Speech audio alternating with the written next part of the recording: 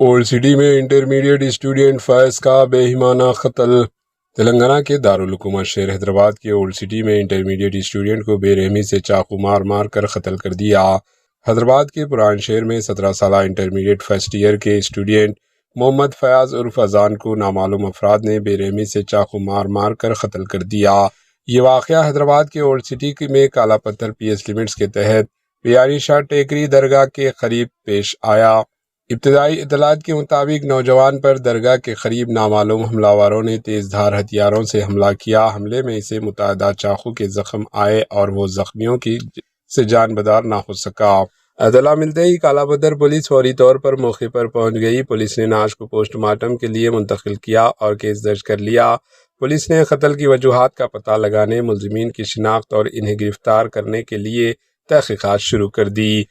Police مختلف زاویوں سے معاملے کی تفتیش کر رہی ہے اور اس سلسلے میں ایک کیس بھی درج کر لیا گیا ہے۔ آئے دن حیدرآباد میں مرڈرز اور کرائم کی روک تھام ناممکن ہوتی جا رہی ہے۔ اس پر پولیس کی لاپرواہی کا الزام عوام دے رہی ہے۔ آپ کی کیا رائے ہے؟ کامنٹ کے ذریعے ضرور بتائیں۔ Bureau report AHN news.